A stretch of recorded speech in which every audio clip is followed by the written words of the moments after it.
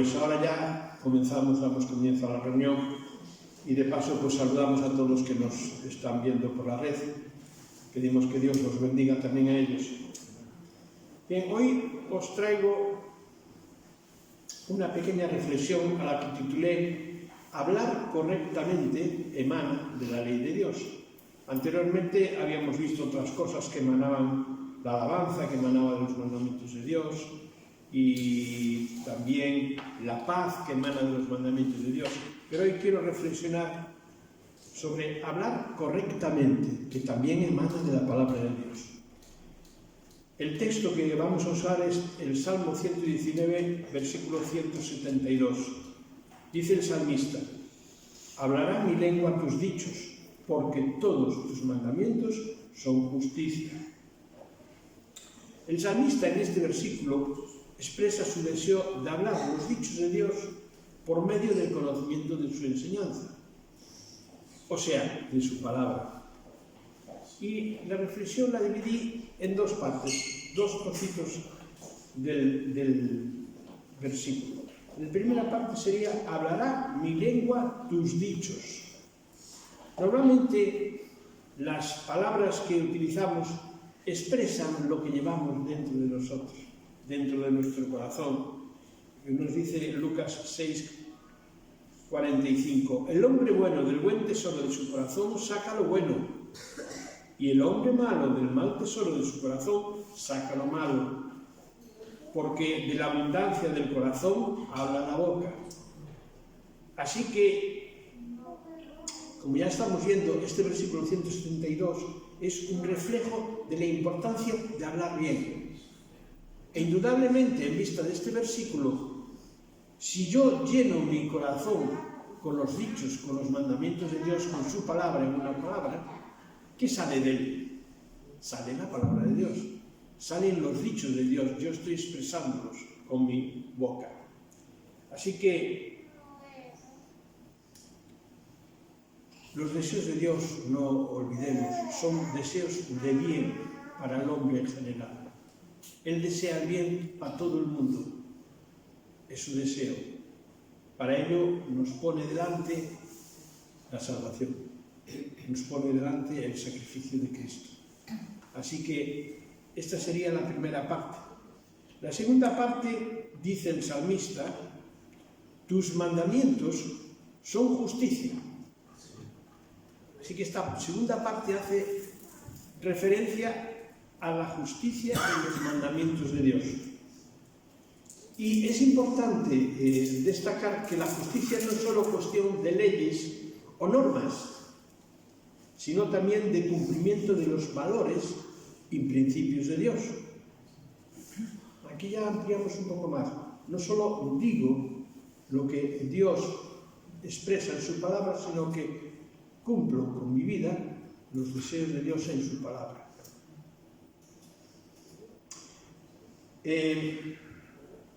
Al hablar, nuestra lengua debe reflejar esta justicia y rectitud de Dios. Por tanto, hablar bien es hablar correctamente como Dios hablaría. Mi forma de hablar tiene que ser expresar los deseos de Dios. Y esto significa que nuestra comunicación debe ser acorde con la verdad y el ser correctos representantes de Dios. Es una buena responsabilidad, ¿no creéis? Bien, también tenía aquí apuntado que hablar la buena justicia es un proceso para ajustar nuestras propias ideas a la ley de Dios. Y esto requiere que renunciemos a nuestro orgullo, a nuestro ego, y que afrontemos los problemas con equidad, escuchando a los demás seres humanos y tratando de entender sus razones. Son muchas cosas las que salen de este versículo, ya veis. Y como siempre digo, no os olvidéis de repasarlo en casa y de dejar que Dios os diga algo más. Y en fin, como resumen de esta reflexión, como creyentes debemos aprender los estatutos de Dios porque eso nos permitirá conocer su voluntad y propósito para nosotros. Entonces, y solo entonces, podremos experimentar su presencia y su guía en nuestra vida. ¿Vale? ¿Y qué cosa tenemos que hacer? Pues mira, empezar con la reunión. Todo lo que aprendamos de lo que Dios nos diga, tomemos nota, guardémoslo y apliquémoslo.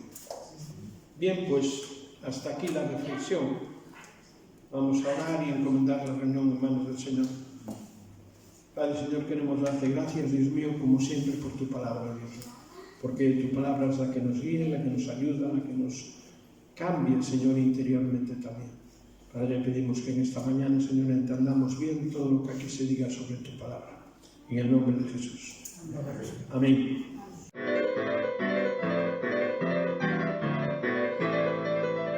Muy bien, pues buenos días en este domingo, entre nubes, sol y demás, pero es el día que hizo el Señor, que es lo importante, ¿verdad? Quisiera esta mañana llevaros de nuevo al libro de Jueces, capítulo 6, y vamos a leer algunos textos. Vamos a leer concretamente el 11. Vamos a empezar en el 11. Leemos en Jueces, capítulo 6, Jueces 6, 11. Vino el ángel del Señor y se sentó debajo de la encina que está en Ofra, la cual era de Joás Abierecita. Fijaros este detalle. Y su hijo Gedeón estaba sacudiendo trigo en el lagar para esconderlo de los madianitas. Los lagares no suelen ser sitios excesivamente grandes y no es el sitio más adecuado para trillar el trigo.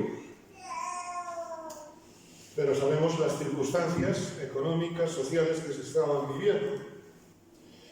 Y Dios le habla en ese lugar. El ángel del Señor se le apareció y le dijo: el Señor está contigo, varón esforzado y valiente. Hemos leído otros días los versículos internos. Vamos al 17. Gedeón le dijo, o 16 mejor, perdón. El Señor le dijo: yo estaré contigo y derrotarás a los madianitas como a un solo hombre. Es paradójico. Te estás escondiendo de los madianitas y el Señor te dice: tú vas a derrotarlos. Cuando estás a ver cómo no te pillan, el Señor te dice: verás, Dios nos sorprende de una forma tremenda. Versículo 17, y Gedeón respondió: yo te ruego que si he dado gracia delante de ti, me des señal de que tú has hablado conmigo. Quisiera abordar hoy una cuarta sesión de esta serie, conociendo la voluntad de Dios. Y como hemos dicho, creo que todos los cristianos, todos los hijos de Dios deseamos cumplir la voluntad de Dios. Y hemos visto que la voluntad de Dios nunca contradice lo que expresa su palabra. Cuidado con los que el Señor le ha dicho. El Señor nos ha dicho, pero eso lo dice la palabra.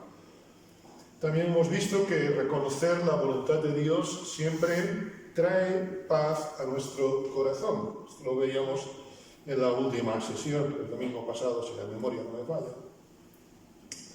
Nos llevo el libro de Génesis en esta mañana. Vamos a leer el libro de Génesis, un texto que seguro conocemos todos. Génesis capítulo 12, el llamamiento de Abraham. Leemos en Génesis capítulo 12 los dos primeros versículos. El Señor le dijo a Abraham, el Señor había dicho a Abraham: vete de tu tierra y de tu parentela y de la casa de tu padre a la tierra que te mostraré. Pero ahora viene el versículo 2. Haré de ti una nación grande y te bendeciré. Vamos, yo oigo esto, qué bien, empiezo a saltar de alegría. Y vosotros no. Vamos, esto... Pero espérate, que esto no termina así. Dice: yo te bendeciré y engrandeceré tu nombre. Y fijaros lo último: y serás bendición. te bendeciré, pero tú serás bendición. Quisiera ver en esta mañana con vosotros que la voluntad de Dios a mi vida es también para bendecir a los demás. Porque si es solamente para bendecirme a mí, entonces Dios tendría hijos de segunda clase. Y Dios tiene hijos, permitidme decirlo, espero que nadie se sienta ofendido, ni se moleste, Dios tiene canales y somos sus hijos. Cada uno de nosotros es un canal de bendición. No somos depósitos. Porque el depósito, digamos así, simplemente se queda el agua estancada. Es curioso, el mar de Galilea y el mar Muerto, los dos reciben agua del río Jordán, ¿verdad? Pero el mar Muerto es muerto precisamente porque el agua que recibe no la distribuye después. El mar de Galilea sí, es un mar vivo, vamos a decir así, no es muerto obviamente, porque el agua que recibe la distribuye. Y la pregunta, el desafío es obvio, ¿qué somos? ¿Un mar de Galilea o un mar muerto? ¿No? La voluntad de Dios, como digo, bendice a otros. O, dicho de otra forma, la voluntad de Dios para mi vida no es para alimentar mi egoísmo, sino para que la gloria de Dios se manifieste. ¿Recordáis el caso del ciego? ¿Quién pecó? Este de sus padres, ni este ni sus padres. Vamos a hacer un milagro. ¿Para qué? ¿Para que el ciego se sane? No, para que la gloria de Dios se manifieste. El ciego saltaba de alegría, por supuesto, pudiendo tener otra vez visión, pudiendo ver de nuevo, ¿verdad? Pero qué bendición es que era para que la gloria de Dios se manifieste. Gedeón recibe el llamado de Dios. Gedeón recibe el llamado de Dios y podía pensar, bueno, ya se me acabaron el tener que estar huyendo de los madianitas, ya no tengo que estar limpiando el trigo, cribando el trigo en el lagar, en un sitio no adecuado, sin las herramientas adecuadas, sin el espacio adecuado. Abraham iba a descubrir nuevos mundos que serían de bendición para los demás. Si Abraham no empieza a cumplir la voluntad de Dios, nunca el pueblo de Israel hubiera llegado a la tierra prometida.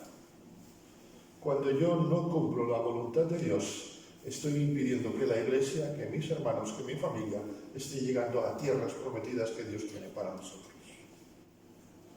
La voluntad de Dios es que, como digo, seamos instrumento de bendición a los demás.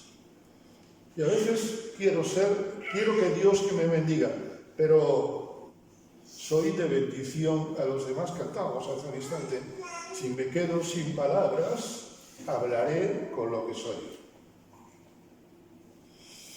Con lo que soy tiene que ser de bendición para los demás. Si alguno está en Cristo, nueva criatura es.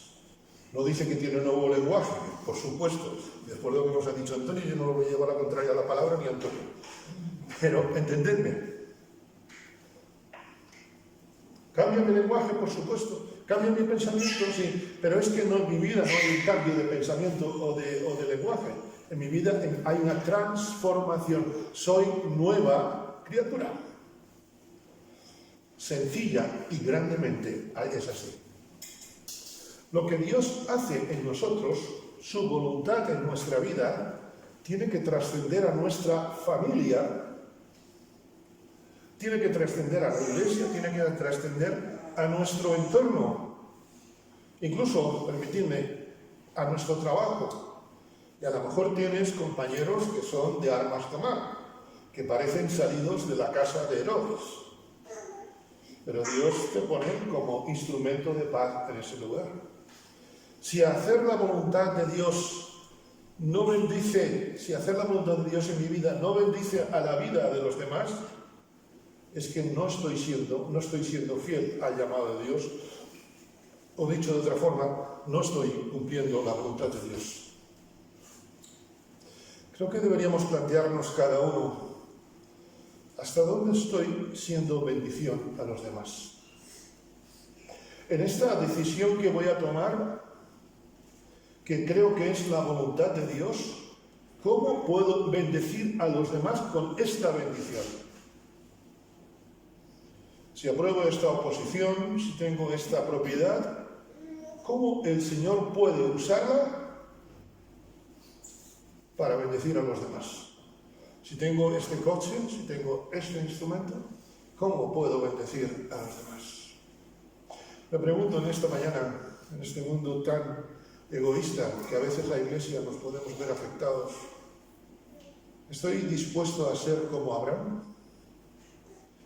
Serás, te bendeciré y serás bendición. Lo primero es, lo segundo es entrega, es servicio.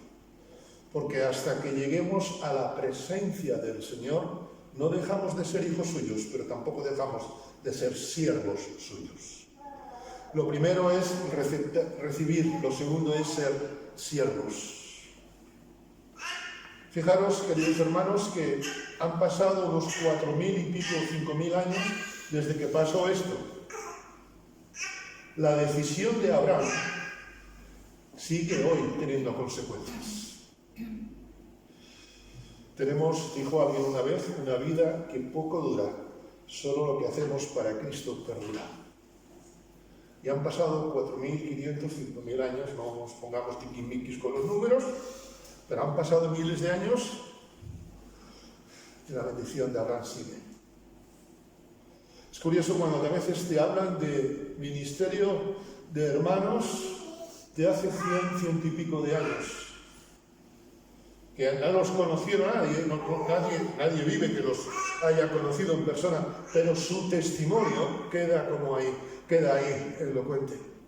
Apocalipsis dice que benditos son aquellos que después de muertos mueren en el Señor, porque después de muertos sus obras siguen detrás de ellos. Y yo me pregunto a mí mismo, cada uno delante del Señor, ¿seguirán mis obras después de que yo haya muerto?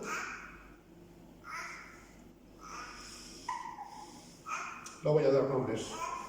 Hace años hablé con un pastor que estaba pasando una situación difícil en lo personal. El pastor había entregado su vida prácticamente a la obra de Dios. Estaba pasando un momento mal, la iglesia se le había puesto un poco en contra, cosa rara. Estaba el hombre ya un poco cansado, yo tenía cierta confianza con él y le dije, ¿por qué no plantas y quizá buscas otro sitio? Este hermano me dijo, porque Dios me llamó a ti. Estoy seguro que Dios me llamó. Es más, el día que yo falte, si la iglesia se cerró, es que, permitidme usar otro nombre, Pepiño trabajó para Pepiño. Pero si la iglesia sigue abierta, es que Pepiño trabajó para el Señor. 2 meses y medio después de esta conversación, el Señor llamó a su presencia a este pastor. La iglesia sigue abierta y prácticamente está duplicada. ¿Sabes? Este hombre quiso ser bendición. Han pasado muchos años de su muerte, pero la obra sigue. Porque aquellos que mueren en el Señor son bienaventurados, porque sus obras siguen detrás de ellos. ¿Estoy dispuesto a ser como Abraham? Como Gedeón y como Abraham, la voluntad de Dios a nuestra vida siempre trasciende más allá de lo personal.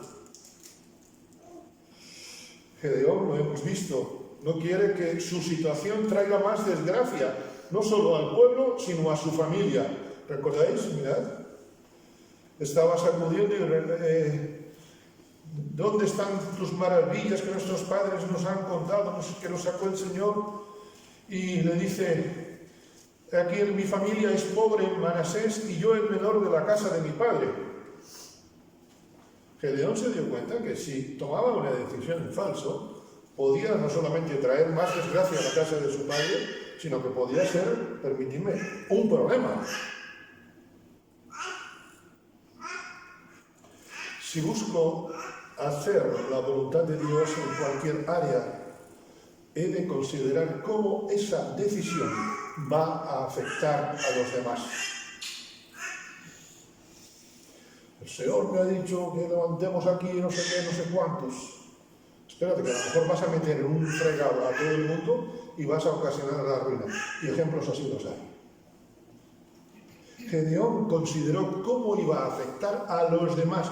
No se quedó, qué bueno que Dios me ha hablado, Dios me ha dicho. Señor, ¿cómo va a afectar a los demás? Porque si alguno dice que ama a Dios y no ama al prójimo, ese es mentiroso. El ejemplo de Gedeón sigue valiendo para nosotros hoy. Familias, iglesias, empresas se han destrozado porque alguien creyó que estaba haciendo la voluntad de Dios y era solamente un capricho egoísta, un deseo de salir de la situación. ¿Creéis que Gedeón no tenía ganas de salir de aquella situación? Lo tenía, ¿sí o no? Cualquiera de nosotros. Pero engañoso es el corazón. La palabra de Dios, queridos hermanos, no es clara, es clarísima. Es más clara que el agua de la fuente. La bendición del Señor es la que enriquece y no añade tristeza con ella. La bendición del Señor es la que enriquece, no dice la que me enriquece, sino la que enriquece a todo el pueblo. Proverbios capítulo 10, versículo 22. No significa que no vayamos a encontrar dificultades. Saulo, cuando va en el camino de Damasco, pregunta, Señor, ¿qué quieres que haga? Y él hizo la voluntad de Dios y se encontró dificultades de la marinera. No solo que difamaran contra él, recordáis, en alguna ocasión fue incluso apedreado, azotado, recordamos en Filipos, etcétera, etcétera. La voluntad de Dios, la bendición de Dios, enriquece, aunque haya problemas, aunque haya dificultades. Pero la bendición de Dios, a pesar de las dificultades, a pesar de los problemas, nunca trae destrucción, que es lo importante. Es más, nunca puede haber una victoria si no hay luchas. Dios no le promete a Abraham inmediatez. Fijaros, le dice, vete ahora de tu tierra y de tu parentela y de la casa de tu padre. Es decir, vete, rompe los lazos, esos cordones umbilicales que quizá tienes, a la tierra que te mostraré. ¿Cuándo? Ahora, eso no es asunto tuyo, tu asunto es irte ahora. Vete a la tierra que te mostraré y haré, ¿cuándo, Señor? Déjame, el reloj lo llevo yo. Haré de ti una nación grande.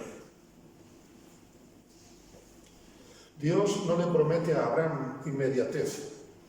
Dios le pide a Abraham constancia. Dios no me promete que me va a bendecir en el momento. Dios me dice, sé constante en tomar decisiones. Una de las cosas que más cuesta al ser humano, o a lo mejor es a Jonathan nada más, yo qué sé, es la constancia, ¿verdad? Mirad, entre que Dios llama a Abraham y nace Isaac, ¿recordáis Isaac, el hijo de la promesa? Pasaron solamente 25 años.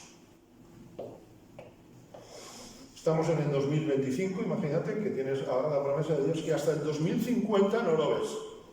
Yo no sé vosotros, yo seguramente tendría mis dudas.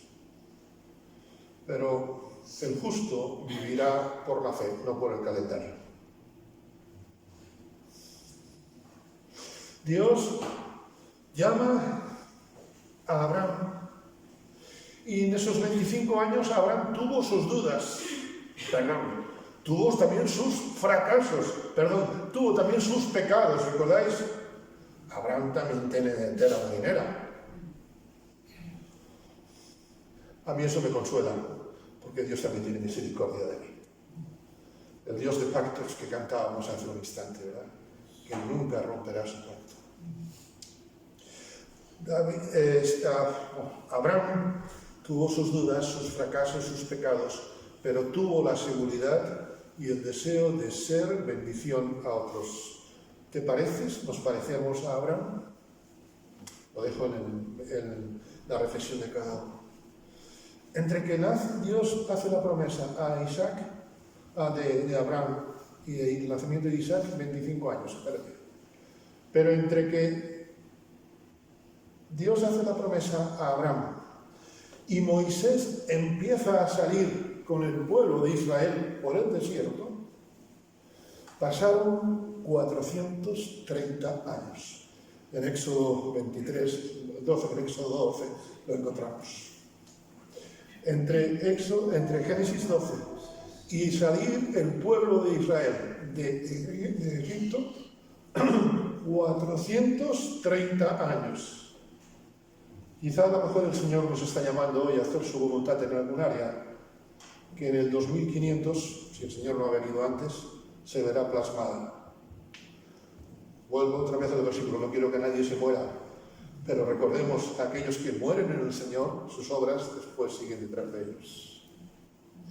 Dios nos llama a hacer su voluntad, mi hermano, mi hermana, sabiendo que puede que nosotros no veamos los resultados. Te puedes sentir desanimado.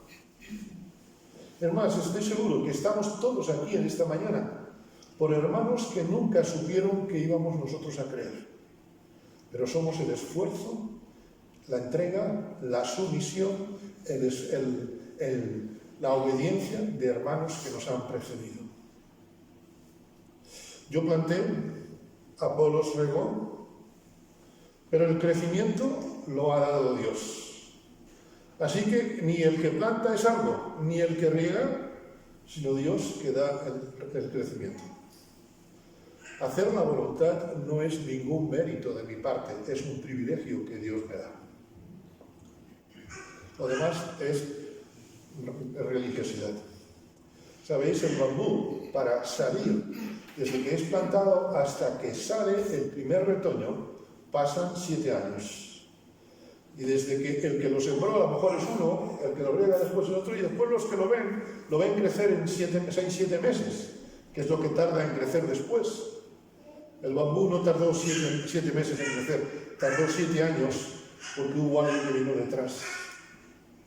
Es un gozo, desde luego, ver el fruto de nuestra entrega a Dios, pero mayor gozo debe ser saber que estamos haciendo la voluntad de Dios. A veces, lo confieso, a veces me desanimo porque no veo ciertos resultados. Creo que a todos nos pasa, ¿verdad? Pero busco al Señor en oración y el Señor me recuerda por su palabra que estoy haciendo su voluntad. El apóstol Pablo dice, sabiendo que vuestro trabajo en el Señor no es en vano. Y porque no es en vano nos reunimos cada domingo. Porque no es en vano, aunque a veces Satanás nos dice la palabra fracaso, incluso nos la creemos, uno puede decir, en Cristo somos más que vencedores. Cantábamos hace un instante, siempre estarás a mi lado. Lo que decía Eduardo, a veces no nos parece que esté, ¿verdad? Pero Dios está. Dios está siempre a nuestro lado, porque Él es Dios. Dios está siempre a nuestro lado porque lo ha prometido y Él lo hará. Podría parecer que la decisión de Abraham no era la voluntad de Dios. Abraham pasó dificultades. Si te pones a leer los capítulos siguientes de Génesis en adelante, el 12 en adelante, puede parecer que Abraham está haciendo lo que le apetece.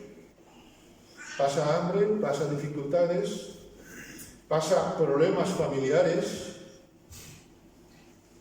La casa de Abraham era tela marinera, Cuando el ángel viene y le dice que va a tener un hijo, ¿qué es lo que hace Sara? Bueno, Sara, sí, yo creo que estaba sentada, porque si no se cae. La risa que le dio, ¿verdad? Dice, vamos a ver, si estoy yo para llevar un bastón, ¿me va a decir este que voy a llevar un carrito? No. Sara se burla de que va a ser madre, es que no es para menos. Con la edad de Sara que vengan y que digan, voy a ser madre. Pero el Dios que creó los cielos, el Dios que a su palabra dijo sea la luz, las estrellas, es el Dios que sigue llamándonos a nosotros. El mismo Dios que hizo Génesis 1. La relación con su sobrino Lot, ¿recordáis? Vamos, no era precisamente la serie de La Casa de la Pradera que echaban hace algunos años. La relación con su sobrino Lot saltó por los aires por problemas empresariales, por problemas económicos, ¿recordáis? Cada uno tenía una visión del marketing diferente. Y dijeron, mejor... ¿Y recordáis en casa, cuando nace Isaac? Ismael ejercía de hermano bonachón. ¡Qué va! ¿Recordáis el conflicto que hubo? Ismael se burlaba de Isaac. Es lo que se llama un caso de violencia intrafamiliar. Pero Abraham seguía aferrado, a pesar de la burla de Sara, a pesar del conflicto con Lot, a pesar del problema entre los dos hermanos, zipizape casi, a pesar de todo, Abraham seguía aferrado a hacer la voluntad de Dios. Satanás se va a encargar de mandarte motivos para hacerte dudar de la voluntad de Dios. Pero no olvides, fiel es el que nos llama, fiel es el que hace las cosas. No olvidemos que el justo por la fe vivirá por fe. Y dice el autor de Hebreos, y si retrocediere, no agradará a mi alma. Cuando yo estoy dudando de la voluntad de Dios, porque hay dificultades, el problema no son las dificultades, el problema es que estoy desagradando a Dios. Qué triste es hacer desagradar a Dios. Vivir por fe, queridos hermanos, es hacer la voluntad de Dios descansando en Él, aunque las situaciones se nos pongan en contra. El salmista nos recuerda, hacer tu voluntad, Dios mío, me ha agradado y tu ley está en medio de mi corazón. Vivir por fe es también hacer la voluntad de Dios con el deseo de ser bendición a los demás. Porque si hago la voluntad de Dios para ser yo bendecido, entonces soy egoísta. Vivir por fe es hacer la voluntad de Dios y no retroceder, aunque todo se ponga en contra. Recordamos a aquellos que fueron con David, ¿verdad? Los únicos que no doblaron sus rodillas.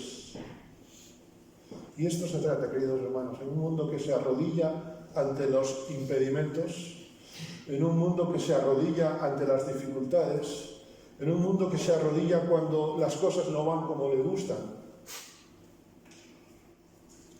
Hace un tiempo alguien me preguntaba, buscaba una buena iglesia, y dije, no venga a la nuestra porque la nuestra no es perfecta. ¿Sabes? A veces puede parecernos que no estamos en la iglesia perfecta, desde luego, hasta que no estemos en la presencia del Señor, ¿no? Puede parecernos que hay cosas en contra, pero eso no significa que no estemos donde Dios nos ha puesto. Y el jueves, en la oración, una de las oraciones decía esto, a mí me tocó mucho. El jueves en la reunión de oración que tuvimos por Zoom, una de las oraciones decía eso, identificarnos con nuestra iglesia local. Además, esa noche, os lo digo como cosa personal, tuve pesadillas incluso con eso. Hasta Marisa me tuvo que dar un codazo. Porque necesitamos identificarnos, porque estamos haciendo la voluntad de Dios en nuestra iglesia local. Queridos hermanos, concluyo en esta mañana y me alegro que nadie diga aleluya. Mirad, seguro que queremos hacer la voluntad de Dios. Seguro que queremos, como Gedeón, estar seguros, ¿verdad? ¿A quién le gusta hacer las cosas de forma insegura? A nadie. ¿Por qué los cristianos nos lanzamos tantas veces? A veces una emoción, ¿verdad? Lo que decimos, bueno, una corazonada. Dejémonos de corazonadas, dejemos que actúe el corazón de Dios. Pidamos al Señor, como Gedeón, señal de que nuestra decisión va a ser de bendición a los demás. Pidamos al Señor conformidad, pidamos al Señor que reafirme nuestro llamamiento, si vamos a ser de bendición a nuestra iglesia, a nuestra familia, a nuestra vida. Porque puede que a lo mejor estemos pasando una situación económica difícil y se nos aparezca un trabajo, permitidme, que ni pintado.